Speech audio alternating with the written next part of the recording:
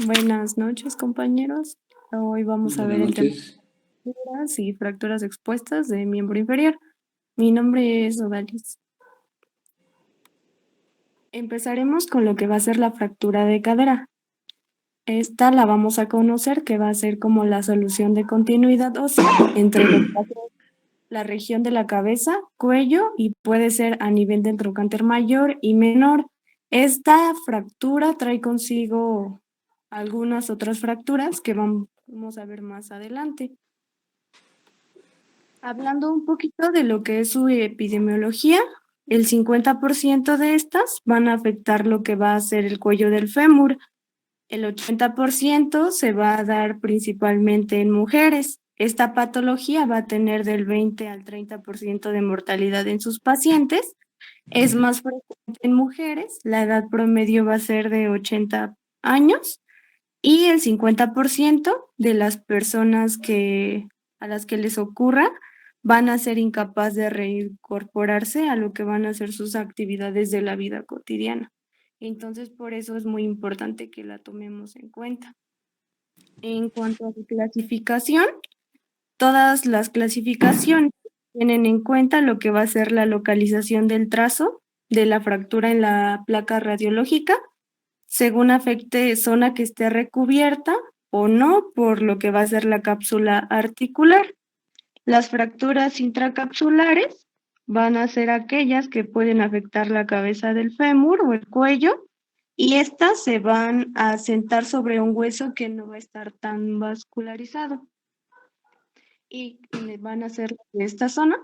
Y las fracturas extracapsulares van a ser intertrocanterias o subtrocanterias. Más adelante una de ellas y estas se van a producir sobre un hueso que esté más irrigado. Como pueden ver ahí podemos encontrar lo que va a ser la arteria circunfleja, la femoral media. Estas a su vez las vamos a poder dividir en estables e inestables. Las estables van a ser las que van a tener contacto cortical posterior y pueden ser de tipo medial una vez ya que estén reducidas y las inestables van a ser todas las demás. A ver, permíteme, chaparrita. Aquí en el anterior, esta es la cadera normal. Recuerden que la cabeza está irrigada principalmente por el tendón redondo y que dentro trae una arteria, ¿sí? Esa arteria es la que le va a dar irrigación a la parte de la cabeza también. Si este ligamento redondo se lesiona, puede perder vascularidad la cabeza y tiene riesgo de necrosarse. También pueden haber fracturas de la cabeza, un fragmento, dos fragmentos, y en muchas ocasiones hay que reducirlas. Ahora, a nivel del cuello, ¿sí? Cuello se divide en base, trans, ¿sí? Y son los que están incluidas en la cápsula articular. Si esta se lesiona, estas arterias que ustedes ven así radiadas pueden perder se rompen y ya no irrigará lo que es la parte de la cabeza. El cuello y la cabeza también están irrigadas por la circunfleja anterior y circunfleja posterior, y estas forman parte de lo que son las fracturas intracapsulares. Cuando las fracturas intracapsulares tienen mucho riesgo de que se necrosen, porque la vascularidad se interrumpe. Hay una línea que pasa del trocánter mayor al trocánter menor y es una línea que se le llama fracturas transtrocantéricas. Esta, ya como es extraarticular, la vascularidad se conserva y el tratamiento es muy diferente. De su trocánter menor hacia abajo, como unos 4 o 5 centímetros, se llaman fracturas subtrocantéricas. Toda la vascularidad de la cabeza, del cuello, está conservada y el tratamiento es diferente. Mal pronóstico cuando las fracturas principalmente son a nivel del cuello femoral y a través de la cabeza femoral, porque se interrumpe la irrigación y estas con el tiempo se van a necrosar. Ejemplo, pacientes jóvenes que por accidente automovilístico se luxan, como vimos la vez pasada. Puede haber una luxación anterior, una luxación posterior, ¿sí? Púbicas ¿cuál es la otra? Bueno, es púbicas, las que son el pubis y la otra, la del isquiáticas, ¿verdad? Bueno, esas. Entonces, todo esto puede interrumpir lo que es la vascularidad e irse a la necrosis de la cabeza femoral en pacientes jóvenes, principalmente por traumatismo. En los pacientes de 35 años, un riesgo de fracturas. ¿Por qué se llaman fracturas por fragilidad? ¿Por qué? Porque el hueso ya es un hueso osteoporótico. En las mujeres, principalmente por su deprivación hormonal, por la obesidad, por problemas diabéticos y por la gran complejidad de enfermedades que tienen todos, tanto hombres y mujeres. Entonces, aquí el tratamiento, cuando ya hay una lesión a nivel cervical o base cervical, pues automáticamente el tratamiento es diferente, que es una prótesis, ¿sí? Y en pacientes jóvenes o también en pacientes adultos que sean por fuera de la cápsula, pues entonces podemos tener un chance de que ese cuello y esa cabeza la conservemos. ¿Por qué? Porque hay irrigación. Las intracapsulares son las que tienen el riesgo de lesionarse porque pierden su irrigación. ¿Correcto? ¿Alguna pregunta? Adelante.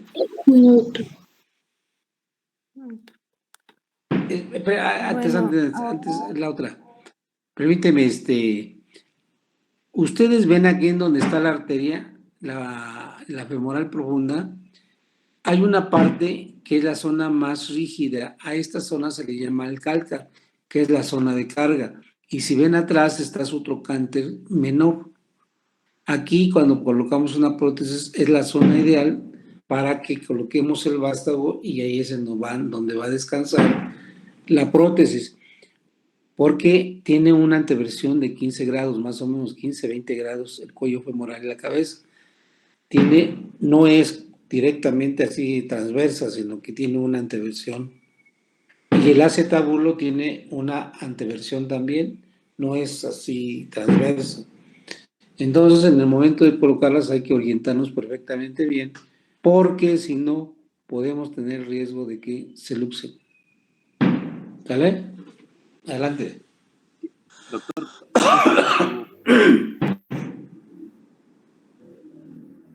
Doc. Chao. ¿Qué es el vástago? El vástago es parte de la prótesis, hijo. Déjame ver si ahorita te traigo una para que se los muestre yo. Adelante mientras. Déjame buscar, por aquí debo tener uno. Adelante. Bueno, en cuanto a su diagnóstico, la anamnesis y la exploración van a ser muy importantes, ya que todo paciente, desde el traumatismo, va a ser incapaz de ponerse de pie. De ahí debemos de sospechar que se puede tratar de alguna fractura de cadera. Además de esto, va a existir mucho dolor a la palpación y al mover al paciente, al trasladarlo de un lugar a otro. ¿Me ven? Este es el vástago que va dentro del canal femoral. Esto. ¿Sí? Este es el cuello, este es como un labio en donde descansa a nivel del cálcar, y esta es la cabeza, y acá arriba va el polietileno, y más arriba va el acetábulo. Es cuando colocamos una prótesis total de cadera. Este es el vástago. Si tengo otras, se las enseño más tarde, si no mañana. Gracias, doctor. Adelante. algo importante que debemos de tomar en cuenta es que el paciente va a ser capaz de la extremidad. Como pueden ver aquí en la imagen, igual se va a ver como una rotación externa en lo que va a ser y esta es una posición típica de la pierna. Así podemos ver a cómo son los pacientes. Cuando se fractura el paciente, tiende a haber un acortamiento de la pierna y una rotación externa. Es lo más característico. Hay dolor intenso, limitación para la movilidad, ¿sí? Pero lo más característico es el acortamiento y la rotación externa de la pierna. Y esto se ve principalmente ya en los pacientes de edad, bueno, ya de la tercera década de la vida, aunque pueden haber jóvenes también, ¿eh? Ahí la cabeza se puede interrumpir la irrigación por el alcoholismo, el tabaquismo, por los corticosteroides, por enfermedades inmunosupresoras como la artritis, el lupus eritematoso y algunas otras alteraciones más. ¿Sale? Adelante. Sí, bueno, en cuanto a los estudios radiológicos, se deben de realizar dos radiografías en proyecciones tangenciales. Una va a ser anteroposterior de la pelvis y otra lateral de lo que va a ser la cadera afectada. Lo que vamos a encontrar va a ser una hipodensa con una solución de la continuidad. Se tiene que tomar también como referencia y una tomografía completa de lo que va a ser la cadera. Y también te podemos pedir lo que va a ser una resonancia magnética. Esta va a ser más útil para identificar fracturas que no sean tan evidentes en lo que es la radiografía. Y ahí las imágenes pueden ver en la proyección AP y la proyección de la cadera. Ahí no sé si en estas. Y aquí está una radiografía anteroposterior de pelvis. Y aquí están unos cortes de lo que va a ser la tomografía. Esta tomografía es de un paciente con metástasis ósea.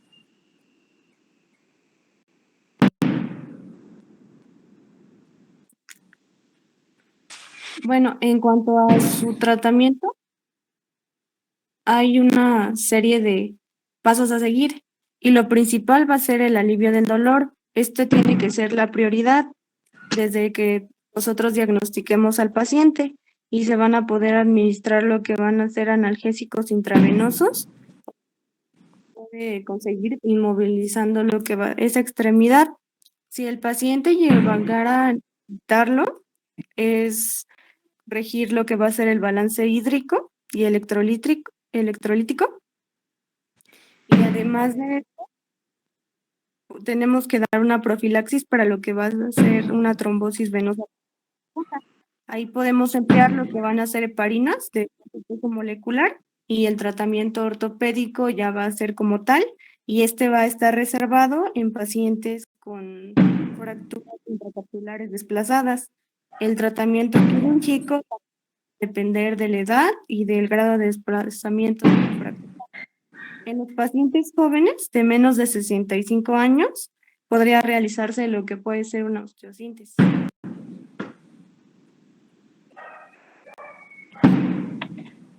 Ahí pueden ver algunas imágenes de lo que va a ser el tratamiento quirúrgico. En la primera figura podemos ver lo que va a ser una reconstrucción coronal. En la segunda imagen, una artroplasia parcial. Y en la tercera imagen, aquí es una fractura como tal pretrocanteria y está con una placa y un tornillo. Esa placa se llama DHS, es una placa con un tornillo. El tornillo pasa sobre lo que es el centro del cuello femoral y a la cabeza, unos 5 milímetros de llegar a lo que es el hueso condral. Y esa se coloca en la parte lateral del fémur, pero es en las fracturas extracapsulares y que son transcervicales. ¿Por qué? Porque conservan la vascularidad tanto del cuello como de la cabeza femoral. Entonces esto se hace en pacientes jóvenes. También se puede realizar en pacientes ya un poquito ya de edad. Pero ¿qué es lo que pasa? Como es un tornillo que tiene cuerda, con el tiempo, en el momento de apoyar, si su huesito no es muy fuerte, se puede lisar. ¿Lisar qué quiere decir? Como que se va abocardando y entonces el tornillo protruye hacia la parte superior, a la parte medial, a la parte posterior, a la parte inferior, y entonces es un fracaso de tratamiento. El otro son lo que se pueden utilizar las semiprótesis o si no las prótesis totales. Y cuando hay un mínimo desplazamiento y está en su sitio, podemos utilizar lo que son los tornillos, colocación de tornillos canulados, para que no sea una intervención muy severa. Pero les va bien en pacientes que pues no los tornillos en pacientes que tengan algún riesgo de tener una cirugía más grande. Adelante. Las placas normales que se deben de pedir cuando vean ahí, es una placa AP de pelvis o AP de cadera y una axial, si es que se las pueden tomar, porque en ese momento pues no va a haber, les va a molestar mucho. Y si es multifragmentada, podemos tomar una tomografía tridimensional para ver los fragmentos para dónde están. Y la resonancia magnética no se utiliza mucho, puesto que es muy cara y simplemente con este tipo de placas es más que suficiente.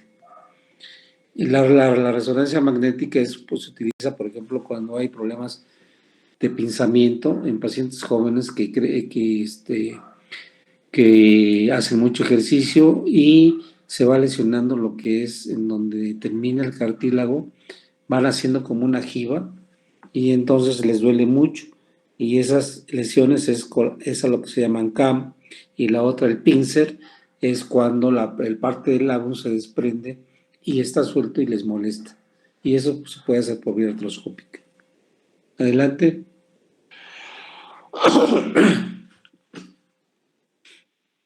Bueno, ahora nos vamos a enfocar en lo que van a ser las fracturas de la cabeza femoral.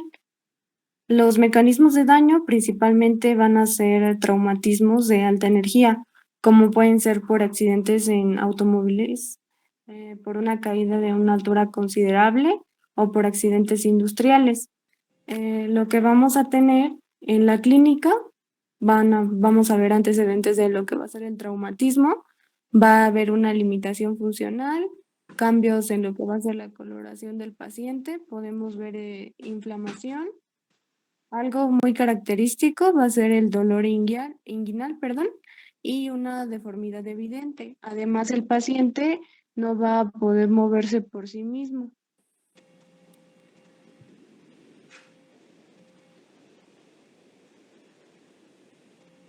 Aquí podemos encontrar una clasificación que es la clasificación de Pipkin y esta va a estar basada según la localización de la fractura.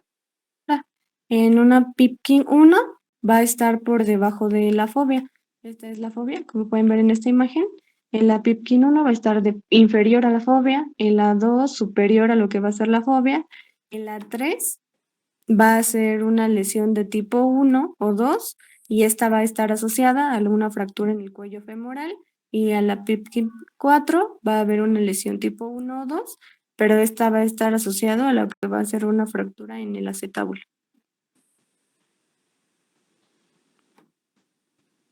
Para su evaluación radiológica, se van a necesitar estudios de imagen en los cuales vamos a solicitar proyecciones anteroposterior y una proyección que se llama de Judet y es una oblicua que va a ser a 45 grados. La radiografía anteroposterior de la pelvis puede demostrarnos lo que va a ser la existencia de fragmentos de lo que va a ser la cabeza del fémur. Puede haber algunos de estos fragmentos retenidos en lo que va a ser el acetábulo.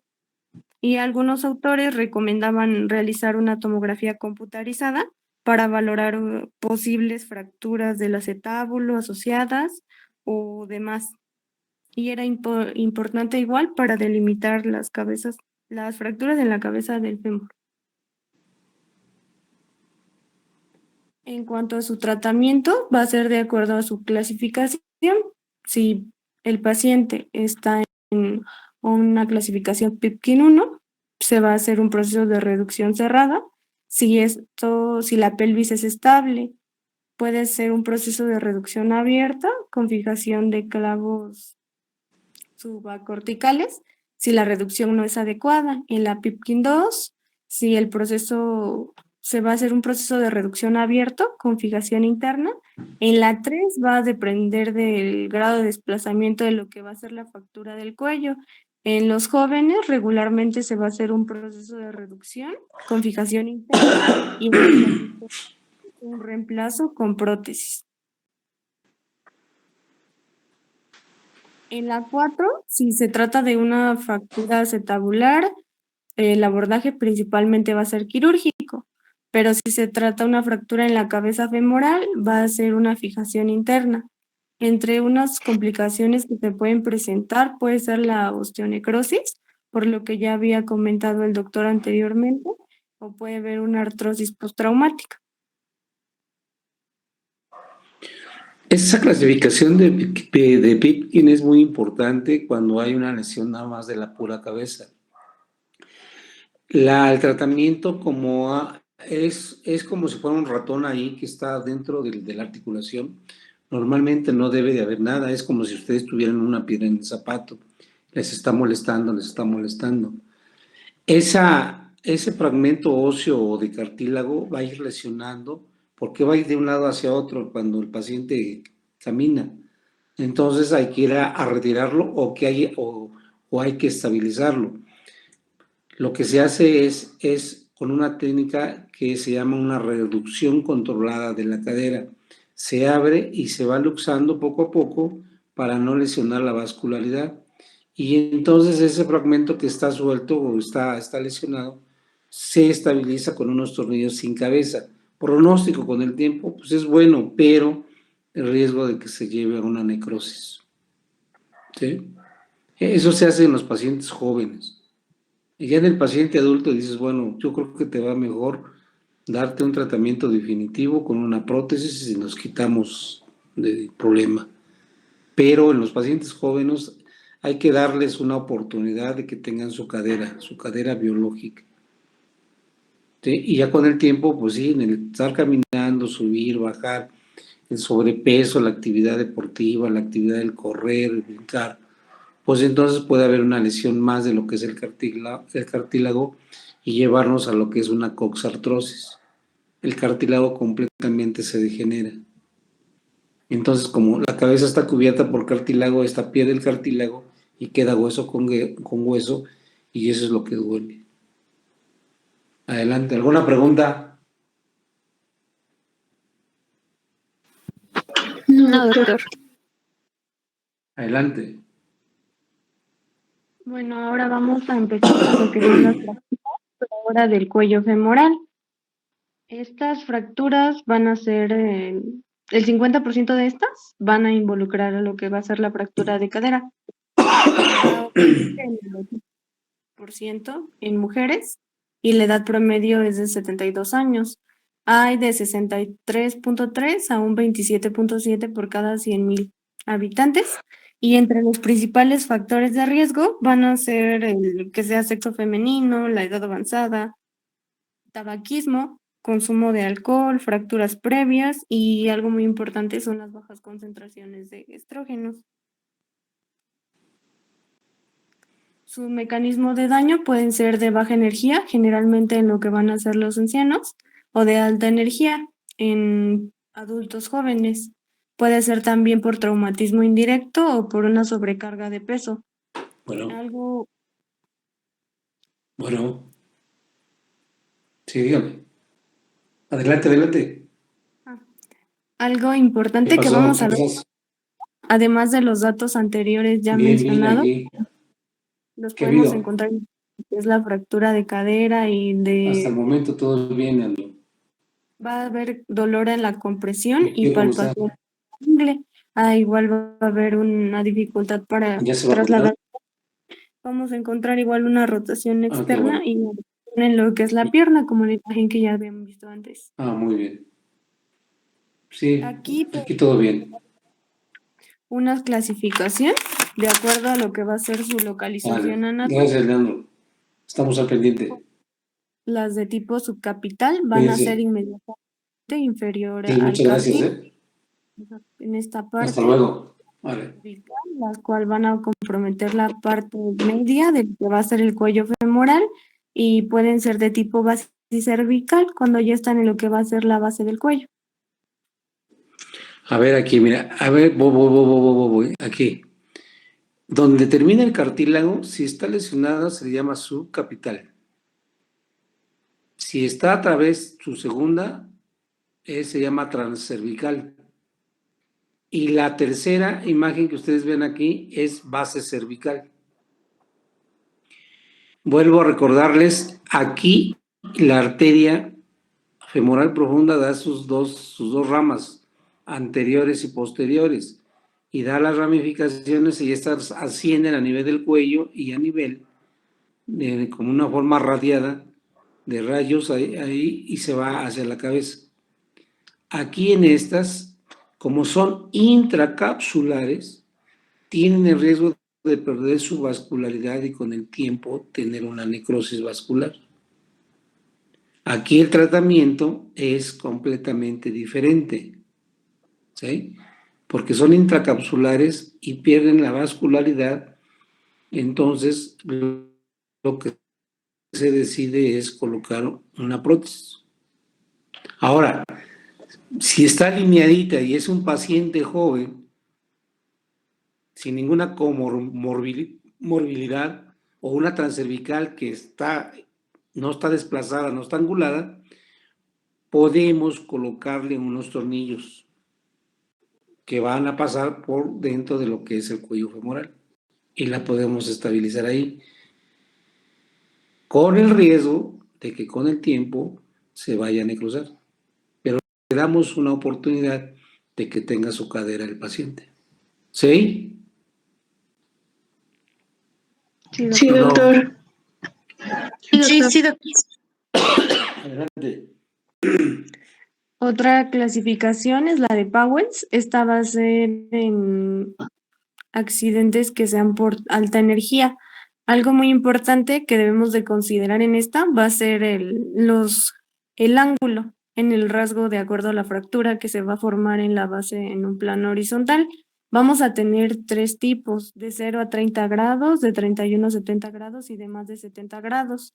De acuerdo a conforme vaya aumentando lo que va a ser el ángulo, va a causar una mayor inestabilidad de lo que va a ser la fractura. Y esta La anterior, ¿cuál era la clasificación, perdón? ¿De quién era? ¿Esa? yo la encontré así, clasificación de acuerdo a su localización anatómica, Está bien. porque La otra, donde están los ángulos de 30, 50 y 60, sí, 70, ¿verdad? esa es de Es el Powers desplazamiento de Powers. y la otra es según Garden. Y aquí las podemos clasificar de acuerdo a no desplazadas y desplazadas. En las no desplazadas vamos a tener lo que va a ser la incompleta y aquí vamos a tener, va a estar impactada en valgo. Las de grado 2 van a ser completas, no desplazadas. Y en las desplazadas las podemos tener de forma completa con desplazamiento parcial o de forma completa con lo que va a ser un desplazamiento total. Aquí en las desplazadas es muy importante, ustedes ven que ahí se pierde la continuidad. Entonces automáticamente la vascularidad se rompe y entonces ahí el tratamiento es diferente. En las no desplazadas tienes un chance, como está impactada, pero aún así la vascularidad se lesiona y puedes darle una oportunidad con colocarle tornillos. Pero si no, en las desplazadas, pues automáticamente no, porque se va a la necrosis. Adelante. Bueno, de acuerdo a lo que va a ser su diagnóstico, vamos a realizar lo que va a ser una evaluación radiográfica. En estas van a estar indicadas las proyecciones anteroposterior de la pelvis y una anteroposterior y lateral cruzada de lo que va a ser el fémur proximal afectado. La tomografía también puede ser indicada en un paciente que esté politraumatizado. Y yo me he encontrado, bueno, en el artículo y el libro en el manual de fracturas, ahí decía que la resonancia magnética era la prueba de elección para el diagnóstico de esta fractura. Sin embargo, el doctor ya nos mencionó que es un poco más cara y compleja. Bueno, pero si ustedes van a un privado, van al Ángeles, van al Inglés, ustedes tienen mucho dinero, pues te pueden sacar una resonancia magnética. Se dice que los del Poli tienen mucho dinero, entonces pueden pagar unos exámenes caros. Adelante. Bueno, y la tomografía computarizada, también un dato importante es que puede solicitarse en fracturas no desplazadas y la resonancia magnética era para fracturas no desplazadas o con fracturas ocultas. Y aquí está una imagen en la cual se ve cómo se toma la radiografía y es apuntando el rayo hacia lo que va a ser la ingle.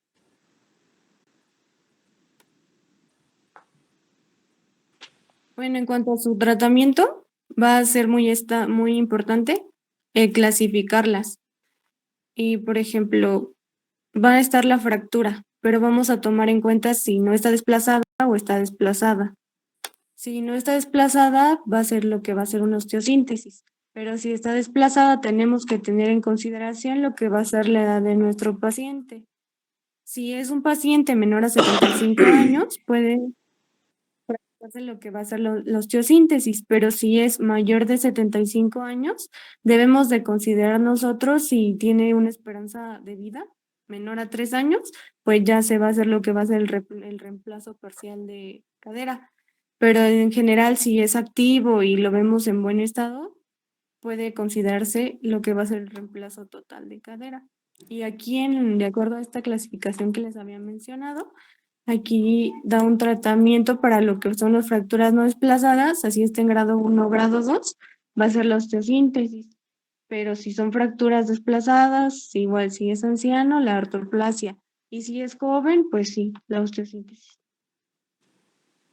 No sé si tengan alguna duda aquí, compañero.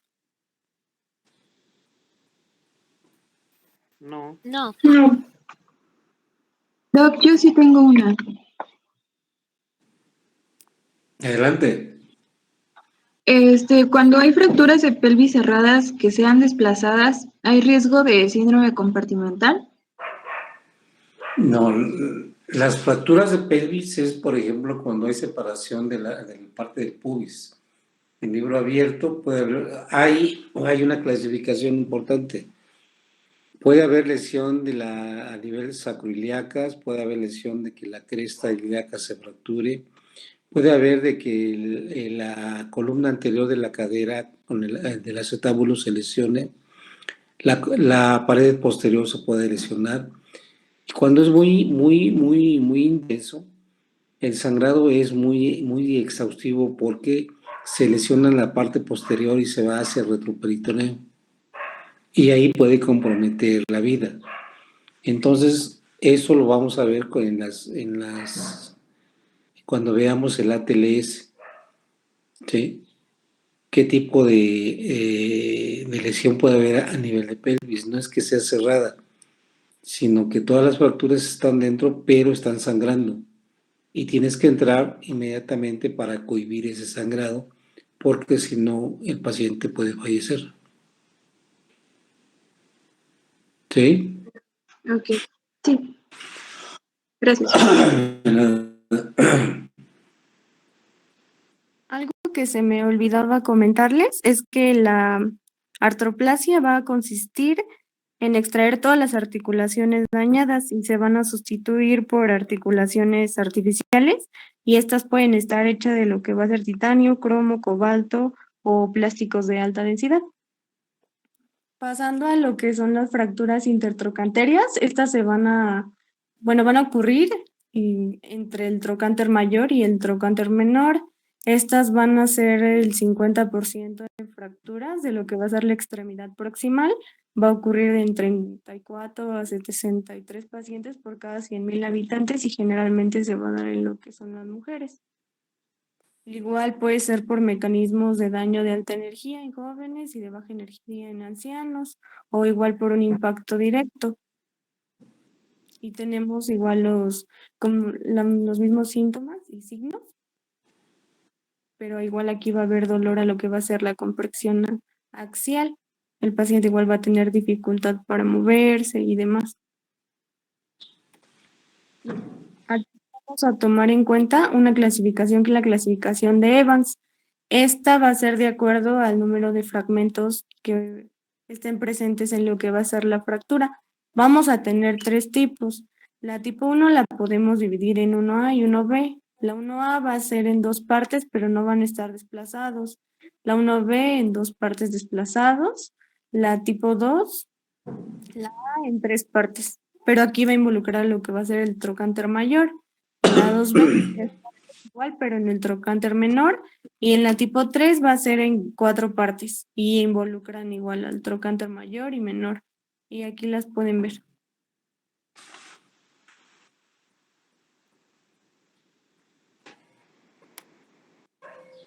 En cuanto a su evaluación radiológica, se van a obtener radiografías anteroposteriores de la pelvis y anteroposterior lateral cruzada hacia la porción del fémur afectado. La resonancia magnética igual se puede usar, y en esta radiografía que yo les puse, ahí pueden ver una fractura intertrocántea con oblicuidad invertida, y esta es de la cadera derecha.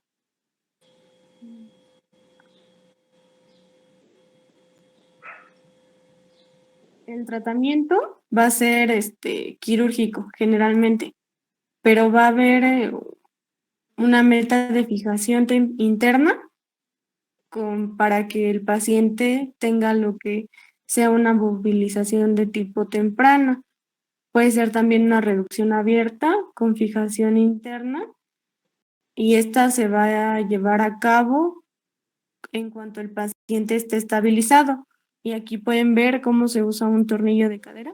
Y aquí está un tornillo de cadera, pero este es intramedular.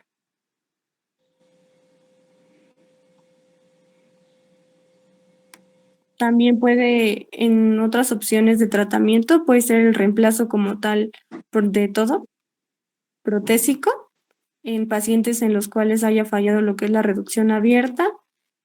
Puede también ser la fijación externa, pero esta no está tan recomendada, o rehabilitación, para que el paciente tenga una movilización temprana, y esta se hace con un soporte de peso. En cuanto a las fracturas subtrocantérias, estas van a ocurrir en el 10 al 30% de todas las fracturas de caderas. Estas se van a dar generalmente en todas las edades. Y podemos considerar una fractura arteria, que va a ser aquella que va a estar localizada en el trocánter menor, aproximadamente 5 centímetros debajo de él. Igual va a ser por mecanismos ya sea de baja energía, de alta energía, la baja energía en ancianos. Y en la clínica vamos a tener la de caminar, la deformidad del miembro, dolor al movimiento, y podemos encontrar heridas asociadas. Y aquí vamos a usar lo que es una clasificación, la clasificación de Fielding, y aquí vamos a tomar como referencia la distancia por debajo del trocánter menor. Uno va a ser al nivel del trocánter menor. Aquí, 2 centímetros y medio por debajo del trocánter menor aproximadamente, y en la tipo 3 de 2.5 a 5 por debajo del trocánter menor. Y aquí tenemos como esta. Está también otra clasificación, que es la clasificación de Russell-Taylor, y esta la vamos a clasificar de acuerdo a lo que va a ser. Tenemos la fosa periforme intacta, o si esta va a ser la fosa periforme. En la 1A estaba establecida debido a lo que va a ser la porción proximal. En la 1B, esta va a ser desinsertado de la porción proximal. En la 2A, el trocánter mayor va a estar afectado. En la 2B, el trocánter mayor y menor, ambos van a estar afectados. A la evolución radiológica, igual va a ser una radiografía enteroposterior de la pelvis y en la imagen podemos ver una fractura está fijada por un clavo intramedular. El tratamiento va a ser quirúrgico y está indicado para la mayoría de este tipo de fracturas. A ver, nomás para comentarle, regrésate donde está el DHS, unas transtrocantéricas. Y la otra donde está el tornillo con la placa. La otra. Otra. ¿Otra? En las transtrocantéricas. Ahí. Si ven aquí, el tratamiento puede ser por dos tipos de síntesis. Esta que es el DHS, si ustedes ven una placa en la parte lateral, un cono y que por acá, por este cono pasa lo que es el tornillo. Cuando es un hueso muy bueno, no hay ningún problema, no se lisa y está estable. Pero también podemos colocar lo que es un clavo centromedular, y tenemos que pasar lo que es un tornillo al centro del canal del cuello femoral. En los pacientes ya de edad avanzada, como son osteoporóticos, su calidad ósea no es muy buena, entonces lo que decidimos es principalmente un clavo centromedular para que su recuperación sea mucho más pronta. ¿Sí? Adelante. Y en las subtrocantéricas, como ve, hay en la bueno, aquí, en las subtrocantéricas, recuerden que es extracapsular, entonces la vascularidad se conserva y no hay ningún problema. Podemos colocar un sistema que se llama DCS, igual como si fuera un DHS, pero es a 90 grados, pasa a nivel del trocánter mayor, a nivel del cuello y se queda dentro de lo que es la cabeza. Se coloca una placa también que le da la configuración anatómica y les va perfectamente bien. El otro es que coloquemos un clavo centromedular sin ningún problema. Eso es lo que se llama osteosíntesis. ¿Sale? Adelante, siguiente. ¿Alguna pregunta hasta aquí? No, doctor. Adelante.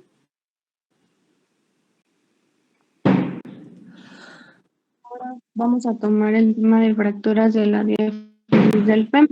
Esta se va a dar en hombres de edad joven, de 15 a 24 años, y mujeres de más de 75 años. Se da en 10 por cada 100,000 habitantes. Y este es un tema muy importante, porque tiene una clasificación y podemos verlas de forma muy interesante.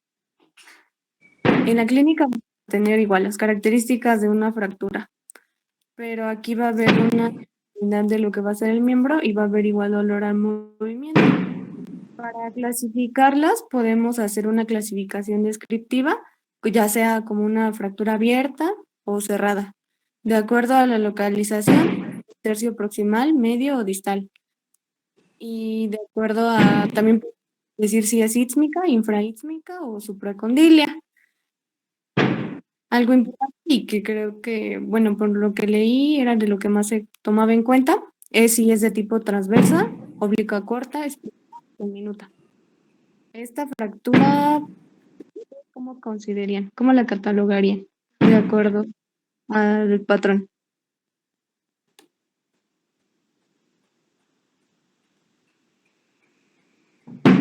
En tercio medio.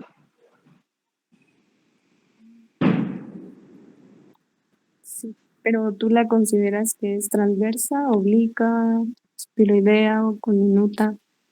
Con minuta. Con minuta. Con minuta. Sí. Aquí podemos observar una fractura transversa, aquí una fractura oblicua corta. Aquí está la imagen de una fractura espiral. Y aquí está la diminuta, similar a la anterior. En este tipo de paciente se debe pedir una proyección radiográfica anteroposterior y lateral del fémur. Y aquí podemos tomar en cuenta, dependiendo de la localización, y también podemos pedir de lo que va a ser la rodilla.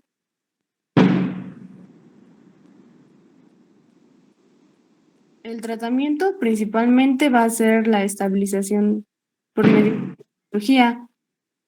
Podemos tener aquí les puse algunas opciones de tratamiento que pueden ser por medular, por un fijador externo, y esto lo podemos usar como un tratamiento definitivo, o por la fijación por medio de placas. Aunque de este su uso ha disminuido mucho por el uso de clavos intramedulares. Y aquí en la imagen se ve lo que es una osteosíntesis por un clavo intramedulares.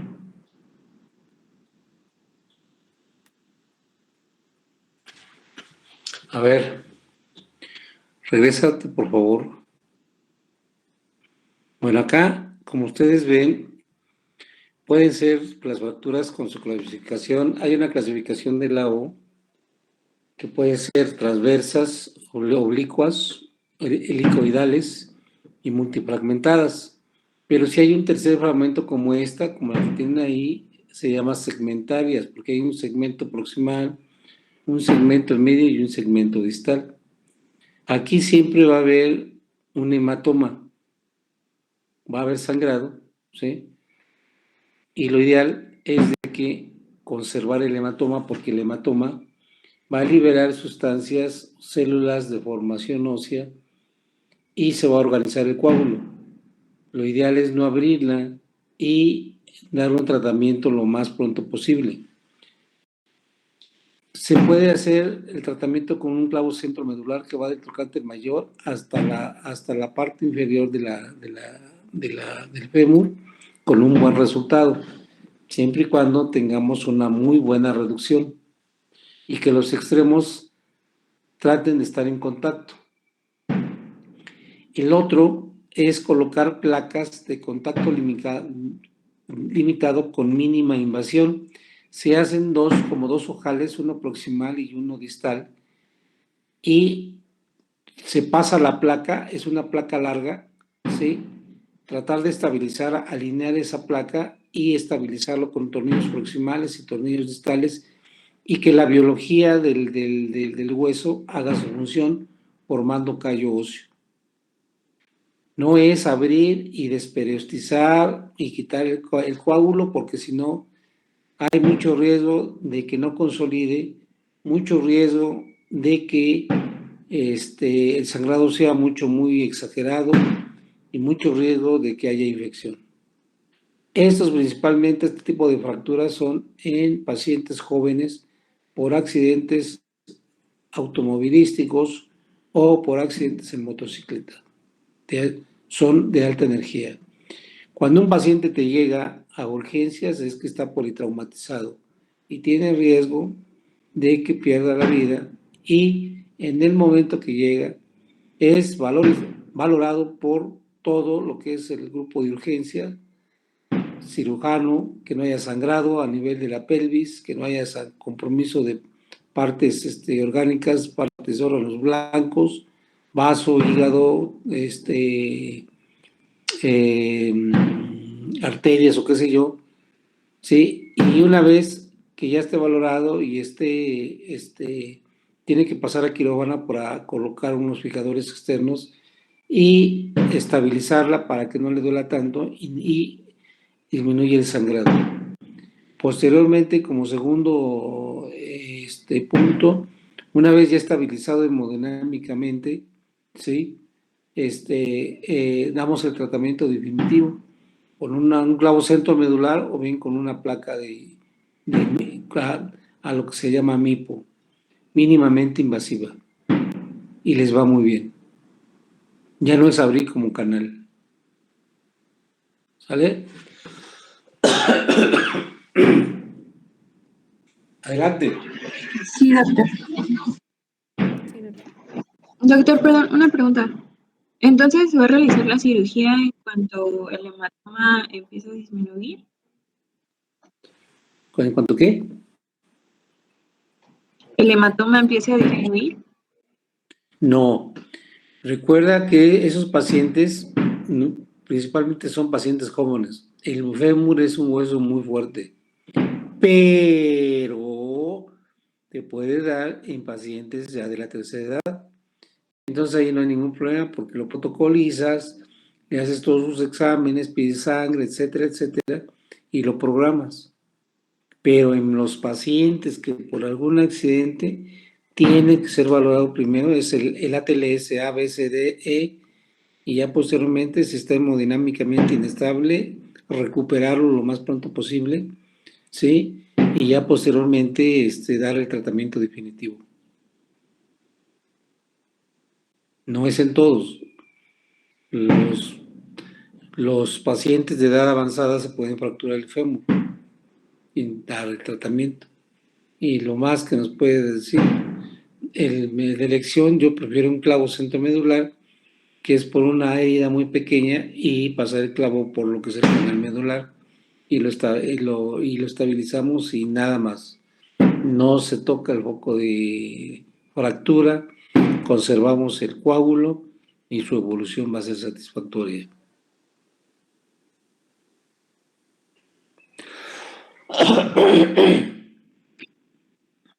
¿Alguna otra pregunta? No, doctor. Adelante. Otras fracturas son las de la porción distal de lo que va a ser el fémur. Estas son en el 7%, se dan más por accidentes de alta energía. En la evaluación clínica, lo que tenemos que tomar en cuenta es que va a haber una tubefacción y una deformidad variable de lo que va a ser la parte del muslo y la rodilla, acompañado de dolor y la incapacidad de caminar. En la evaluación radiológica vamos a solicitar las proyecciones anteroposterior y lateral por distal y se tiene que ver todo el fémur para valorar el lugar de la lesión. La resonancia también es útil. Y aquí pueden ver en la imagen, aquí está lo que es la fractura en comparación con lo que es la resonancia magnética. El tratamiento igual va a ser quirúrgico en las fracturas desplazadas, que van a ser la mayoría, y podemos optar por implantes, tornillos, placas, por 45 grados. Pero este tipo de tratamiento va a depender del tipo de fractura, de la calidad del hueso, de la localización de la fractura.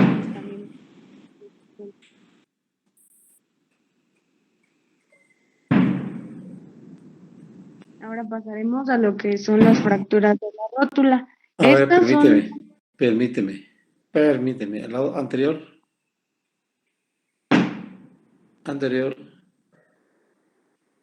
Bueno, a nivel de las fracturas distales, recuerden que hay un cóndilo medial y un cóndilo lateral. El cóndilo medial es el más prominente, es más largo que el cóndilo medial. Hay una escotadura que se llama escotadura intercondilia por donde pasa la rótula. Hay fracturas que puede ser en imagen en Y, ¿sí? Donde abarcan los dos cóndilos, o un cóndilo o dos cóndilos, o puede estar multifragmentada. Aquí el tratamiento indicado es colocar una placa DCS, que es placa condilia dinámica, DCS, y el DHS es una placa de cadera dinámico. Entonces, lo que podemos hacer es hacer una reducción lo más anatómicamente posible. Podemos utilizar el DCS o unas placas que son las anatómicas, que se adhieren perfectamente bien a la configuración de la parte distal del fémur, como aquí abajo en su imagen ven una placa que es un DCS. Hay unos tornillos que pasan en todo el trayecto de lo que es el cóndilo, del cóndilo lateral al cóndilo medial. Pero hay otras también que se pueden fracturar nada más parte del cóndilo posterior, que se le llama fractura in Hoffa. Y aquí hay que alinearlo lo más adecuadamente posible, porque si no lo alinean, con el tiempo se angula y va a perder la congruencia anatómica y entonces va a tener problemas el paciente. ¿Sí? Todas estas fracturas de cadera, todas, sus placas, su valoración preoperatoria, después del procedimiento, protegerlos con anticoagularlos porque se pueden desprender émbolos o coágulos si se va hacia la parte del pulmón y puede ocasionar una tromboembolia pulmonar. Pueden utilizar el Clexane o Rivaroxaban o el Dabigatran, que quieran ustedes. ¿Sí? Por 21 días o por 28 días dependiendo. Porque los tienen que proteger, porque si no les va a ocasionar, les puede ocasionar una trombosis, una tromboembolia pulmonar o una embolia grasa. ¿Alguna pregunta?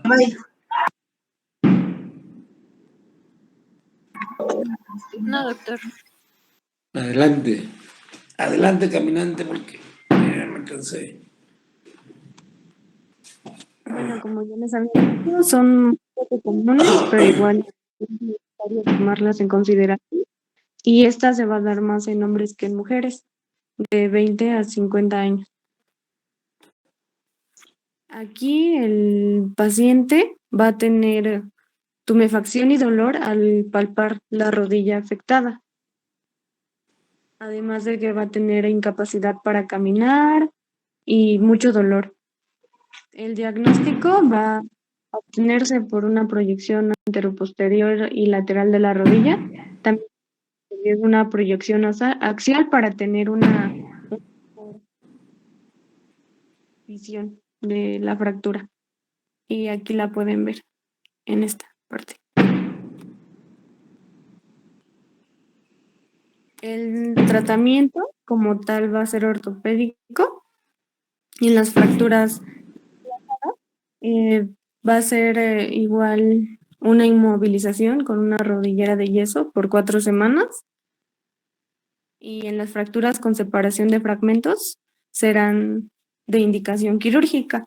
Algo que encontré era un procedimiento que creo que ya no se usa mucho, pero lo mencionaban, era la patelectomía, en la cual se iba a usar una sutura transósea de la parte distal a la proximal de todos los fragmentos y se iban a unir. No sé si estén sobre la patelectomía.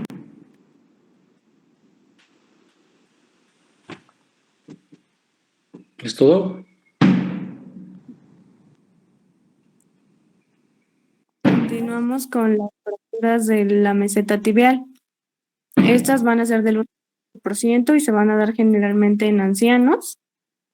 Y las fracturas aisladas del platillo también con kilo van a ser el 55% y el 50% van a ser las fracturas de lo que va a ser la meseta. Se pueden dar por traumatismos de alta o de baja energía. En la valoración clínica vamos a tener lo que va a ser hemartrosis, va a haber tumefacción, dolor en la rodilla, incapacidad para apoyar el miembro. También podemos encontrar la artrocentesis. Nosotros al pedir la artrocentesis, que va a ser una muestra de lo que está dentro de la articulación, podemos encontrar grasa.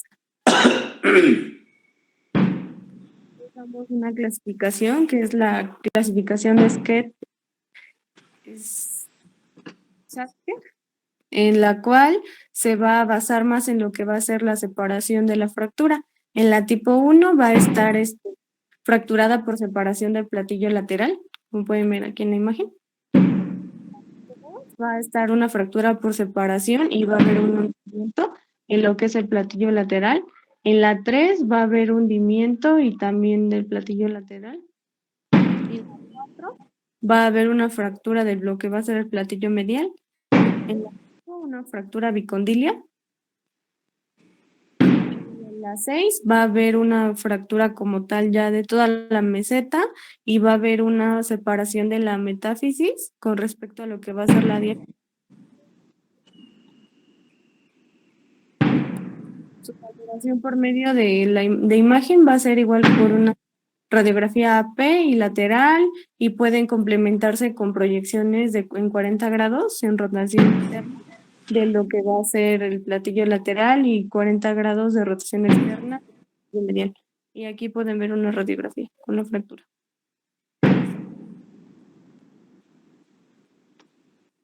El tratamiento conservador va a ser el indicado para fracturas no desplazadas o mínimamente desplazadas y se puede llevar igual en pacientes que tengan osteoporosis y el tratamiento quirúrgico va a depender del grado de presión articular. Puede ser de 2 milímetros hasta 1 centímetro, se va a considerar igual en fracturas abiertas, en síndrome compartimental y en una lesión vascular asociada. Podemos llevar a cabo una reducción y un soporte de fragmentos articulares hundidos por medio de injertos óseos o sustituidos ópticos. Y la fractura se puede fijar igual con placas, tornillos o mediante un fijador externo.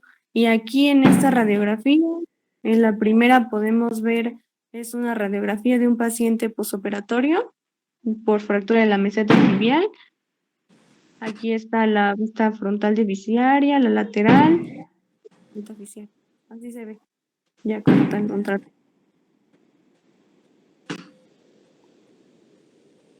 Pasaremos con las fracturas de la tibia y del peroné. Estos van a ser de las más frecuentes en los huesos largos. Se van a dar principalmente en varones de 15 a 19 años de edad y es de 109 casos por cada 100,000 habitantes. En los hombres igual adultos de 31 a 37 años y en mujeres de más de 54 años de edad. Y aquí vamos a tener una clasificación que es la clasificación de Bustillo y Anderson y aquí vamos a tener de acuerdo al tipo, a la longitud de lo que va a ser la herida, al grado de contaminación, al daño de partes blandas y al daño óseo, siendo la de tipo 1 la que va a ser de menor tamaño, va a estar más limpia y no va a haber tanto daño a las partes blandas, siendo la 2A la severa y la 3 es como que la más grave de todas. Ahí les dejo la tabla para que la chequen después, pero se basa generalmente en eso. También tenemos otra clasificación, que es la clasificación de Cherne, y esta va a ser para fracturas cerradas. La anterior era para fracturas abiertas. Esta va a tener 3 grados. El grado 0 va a ser una lesión mínima de las partes blandas. Y en la de grado 1 va a ser la fractura cerrada, pero va a haber erosión superficial o contusiones en los tejidos subyacentes a la fractura. En el grado 2 va a estar cerrada igual y va a haber un alto riesgo de síndrome compartimental. En el grado 3 va a haber un aplastamiento masivo de las partes blandas y puede igual, ya está el síndrome compartimental establecido. En la valoración de imagen podemos ver la proyección anteroposterior y lateral de lo que va a ser la tibia y aquí se puede incluir lo que va a ser el tobillo y la rodilla y las proyecciones oblicuas van a ser útiles igual para tener un mejor patrón de lo que va a ser la fractura. Aquí se puede usar un tratamiento conservador, en lo cual va a consistir en reducir lo que es la fractura y puede continuarse con la inmovilización de un yeso inguinopédico, como es el de la primera imagen, puede ser también pasadas de 3 a 6 semanas.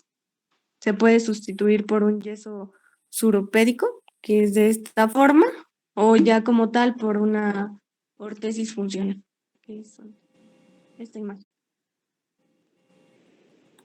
El tratamiento quirúrgico va a ser principalmente por un enclavado intramedular o por clavos flexibles. Se puede usar igual la fijación externa o por medio de placas y tornillos de que se extiendan desde lo que va a ser la metáfisis a la epífisis. ¿Hasta acá alguna duda? Bueno, nomás para complementar, cuando hay una fractura de la rótula, puede ser trazo transverso o como fragmentado. Lo que se hace, como ese es el principal aparato extensor, eso es donde se inserta el tendón del cuádriceps, sí, abajo el tendón patelar, es el principal extensor y entonces es el que nos ayuda a extender la pierna. Entonces lo debemos de estabilizar lo más anatómicamente posible. Dentro de lo que es la rótula viene cartílago y hay que armarlo con la finalidad de que no quede ningún escalón. Y lo que se hace es colocar unos clavillos de Kirchner, pasarlos del polo superior al polo inferior, ¿sí? Y estos nos sirven como referencia para posteriormente colocarlo con un alambre en 8 para poder estabilizar, y esa técnica se llama tipo Benke. En el momento de estarlo cerrando, comprime todos los fragmentos y los cierra, y en el momento de flexionarlo, se mueve todo en una forma uniforme, ¿sí? Cuando ya está multifragmentada, hay que conservarla lo más que se pueda. ¿Por qué? Porque forma parte de tu aparato extensor, ¿sí? A nivel de platillo tibial, es una zona de carga. El fémur descansa sobre los platillos laterales y mediales, y como es puro hueso esponjoso, tiende a que esa se pueda deprimir. Recuerden que dentro del fémur hay cartílago, y en los platillos tibiales hay cartílago, están los ligamentos cruzados anteriores y posteriores, y hacia los lados están los meniscos. Probablemente por el trauma intenso se pueden lesionar, y entonces hay que restablecer su anatomía lo más anatómicamente posible. Cuando hay alguna depresión del platillo, lo que se hace es hacer una ventana hacia abajo y levantar ese hueso, ¿sí? Y colocar injerto óseo. ¿Para qué? Para que se vaya rellenando y con el tiempo se vaya integrando. ¿Por qué? Porque cuando el paciente va a apoyar, esa parte lesionada se puede colapsar y se puede hundir otra vez. Y entonces con el tiempo nos puede llevar a lo que sea una artrosis. Una artrosis de rodilla, en consecuencia, puede llevar a un tratamiento definitivo que es una prótesis. Se colocan unos tornillos como protección, que va puede ir de fuera hacia adentro, o la parte medial hacia la parte lateral, como si fuera una repisa, y ahí colocar el injerto, pero por dentro del hueso, no por la articulación.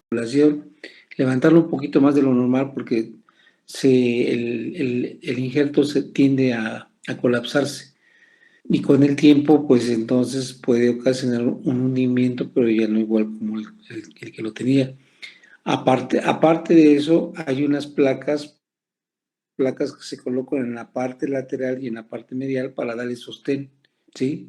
Porque si no le dan sostén, ese colapso no nos va a funcionar, y al rato puede haber deformidades en varo, puede haber deformidades en varo. Entonces ahí, cuando hay una lesión de platillo tibial, es porque hay una lesión por caídas, por alta energía, en pacientes ya de edad avanzada, fumadores, en deportistas, etcétera, que hay que restablecer la anatomía lo más adecuadamente posible. A nivel de la tibia, lo más común es que haya una fractura fragmentada por alta energía, transversa, oblicua también, y el tratamiento ahí de elección es un clavo centromedular. En la parte del tercio medio con el tercio distal, ahí hay que tener mucho cuidado, porque si colocamos una plática mínimamente invasiva, podemos desperiostizarlo, ya que en esta zona hay una pobre irrigación. Entonces muchas veces nos lleva a una pseudoartrosis que no sella, que no pega, y entonces el paciente se queda con dolor, y entonces hay que estabilizarla, poner injerto, poner plasma rico en plaquetas, para poner matriz ósea, etcétera, para que le ayude a consolidar. ¿Alguna pregunta?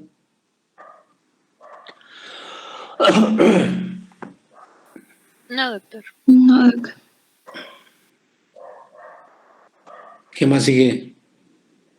Bueno, vamos a continuar con lo que son las fracturas de tobillo. Estas son de las más comunes que vamos a encontrar y como tal va a ser la pérdida de la continuidad entre la tibia distal y el peroné distal y puede haber lesión en las articulaciones o en los ligamentos. En cuanto al paciente, este va a presentarse de diferentes formas, desde una cojera hasta una incapacidad para caminar. Va a haber mucho dolor, tumefacción, dolor a la palpación de lo que es el tobillo y puede haber una deformidad variable. En cuanto a su clasificación, esta es muy interesante, ya que se va a clasificar de acuerdo a las palabras, bueno, al orden de las palabras. En la primera palabra va a hacer referencia a lo que va a ser la posición del pie al momento de cómo fue la lesión, y la segunda a la fuerza aplicada en el pie en relación a lo que va a ser la tibia, igual en el momento de la lesión. Entonces podemos tener lesiones de supinación-aducción, supinación con rotación externa, supinación con abducción o supinación o pronación con rotación externa. Y va a ser de acuerdo a la postura que haya tenido el paciente al momento de lo que es la lesión. En la valoración por imagen vamos a solicitar igual una proyección anteroposterior y lateral de la parte de lo que se encuentra el tobillo. Puede usarse igual una tomografía, una resonancia magnética o una angiografía o una angiotac, según la guía de práctica clínica. El tratamiento va a ser principalmente conservador. Se va a ver primero una inmovilización externa, va a haber un vendaje, férula, por un yeso o por una ortesis. Después se tiene que colocar el tobillo en la posición fisiológica y después vamos a usar lo que va a ser analgésicos, antiinflamatorios no esteroideos. O también se tiene que considerar, de acuerdo a la gravedad de la fractura, si el paciente se somete a lo que va a ser una cirugía. Y aquí pueden ver una imagen de cómo se ve un paciente con fractura de tobillo. Pasaremos a lo que son las fracturas del pie. En estas va a ser la ruptura del hueso por medio de la aplicación de una fuerza. Esta la podemos clasificar en tres partes. La parte del retropié, que va a estar constituido principalmente por el astrálago y el calcáneo. Si es ya medio pie, en el escafoides, cuboides o las tres cuñas, y en el antepié, que va a ser por en los huesos largos, que van a ser los metatarsianos y los falanges correspondientes a cada dedo. En las fracturas metatarsianas, estas van a ser las que van a estar afectadas primero, el primero y el quinto dedo. La más común va a ser la fractura de Jones, así se conoce. Y aquí pueden ver en la imagen que va a ser en la parte proximal de lo que va a ser el quinto metatarsiano. Y aquí podemos ver igual una fractura pseudo Jones, que va a estar un poco más abajo. Esta puede ser por mecanismos directo, como puede ser que algo pesado, un objeto pesado haya impactado al pie contra el suelo, o puede ser de tipo indirecto por mecanismos del antepié fijo, por un giro o una torsión del retropié o de la pierna. El tratamiento principalmente en las fracturas cerradas va a ser un yeso en forma de bota de 4 a 6 semanas, y en las no desplazadas estas van a requerir una reducción y también una inmovilización. Y en las fracturas del calcáneo, estas van a ser frecuentes y también son importantes, ya que con esta se puede perder lo que va a ser la movilidad y va a imposibilitar al pie hacer lo que va a ser la inversión y la eversión. Y esta se va a dar en la parte del calcáneo, como pueden ver en esta imagen, y así vamos a poder observarlas en lo que va a ser una radiografía. El tratamiento generalmente va a ser quirúrgico, excepto en los casos que estén poco desplazados. Y ya, sería todo por mi parte. No sé si tengan... Pásame donde está tu tobillo. ¿Verdad? No, lo otro. Antes. Ahí. En las fracturas del tobillo hay un malleolo medial que está por dentro y malleolo lateral que pertenece a lo que es el peroné. Dependiendo del nivel, si es por abajo de la articulación, el tobillo está formado principalmente por la articulación tibio, peroneo, astragalina. Si ven ustedes, ahí hay un domo, ahí está el espacio, que hace esto nada más flexión y extensión que nos ayuda a caminar. Muchas veces nosotros, por desviación, principalmente por rotación interna, o en posición en abducción o por tropezarnos, podemos causar una lesión a nivel de lo que es el tobillo y se nos puede fracturar lo que es el malleolo medial o el malleolo lateral. En el malleolo lateral siempre está indicado colocar una placa tercio de caña con tornillos de 3.5 y valorar lo que es la sindesmosis. La sindesmosis es lo que une el peroné con la tibia, ¿sí? Y posteriormente vemos si hay alguna lesión a nivel del malleolo medial, tratar de estabilizarlo con tornillos 4.0 para cerrarlo, ya que aquí está estabilizado por lo que hay un ligamento muy fuerte que se llama deltoides. En la parte lateral, entonces, hay unos ligamentos que se llama sindesmosis, y en la parte lateral, en la parte medial, está por lo que se llama el deltoides. Cuando hacemos esa reducción hay que estabilizarlo lo más anatómicamente posible para que el paciente, su recuperación sea lo más satisfactoria. Y ya posteriormente, pues ya en el pie, en el retropié, en el medio pie, hay unas lesiones que se llama de Lisfranc y la de Chopard. Creo que se mencionó la vez pasada, ¿no? ¿No? Sí, sí se mencionó. Y a nivel del calcáneo, que en ocasiones podemos utilizar clavos de Steinmann o bien unas placas especiales para poder estabilizar. ¿Alguna pregunta acá?